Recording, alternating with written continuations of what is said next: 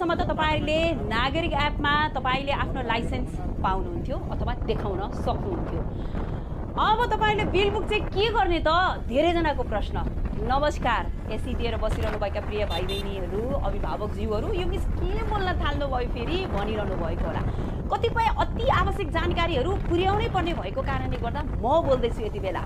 तपाईहरुले सवारी साधन चालक ज्यूहरुले गल्ती गरेको खण्डमा तपाईहरुले नागरिक एपमा लाइसेन्स पाउनुहुन्थ्यो भने बिल बुक पनि अब तपाईहरुले आजबाट औपचारिक रूपमा नागरिक एपमा क्यूआर स्क्यान गरेर मज्जाले हेर्न सक्नुहुनेछ।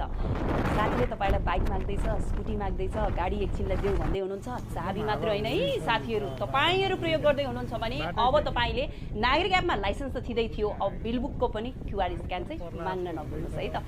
आजबाट सम्माननीय प्रधानमन्त्री केपी शर्मा ओलीज्यूले औपचारिक रूपमा नै यसको विधिवत उद्घाटन गरिसक्नु भएको छ।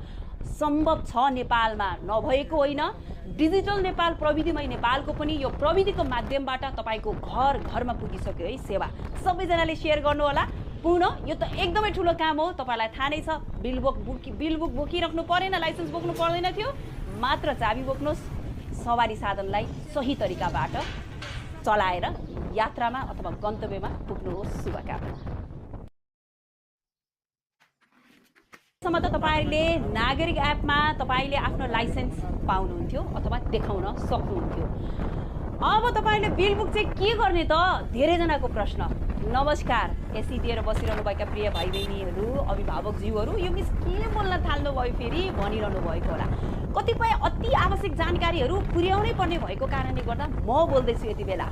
तपाईहरुले सवारी साधन चालक ज्यूहरुले गल्ती गरेको खण्डमा तपाईहरुले नागरिक एपमा लाइसेन्स पाउनुहुन्थ्यो भने बिल बुक पनि अब तपाईहरुले आजबाट औपचारिक रूपमा नागरिक एपमा क्यूआर स्क्यान गरेर मज्जाले हेर्न सक्नुहुनेछ। साथीले तपाईलाई बाइक माग्दैछ, स्कुटी माग्दैछ, गाडी एकछिनलाई देऊ भन्दै हुनुहुन्छ, चाबी मात्र हैन है साथीहरु, तपाईहरु प्रयोग गर्दै हुनुहुन्छ भने अब तपाईले नागरिक एपमा लाइसेन्स त थिदै थियो, अब बिल बुकको पनि क्यूआर स्क्यान चाहिँ माग्न नभुल्नुस् है त। आजबाट सम्माननीय प्रधानमन्त्री केपी शर्मा ओलीज्यूले औपचारिक रूपमा नै यसको विधिवत उद्घाटन गरिसक्नु भएको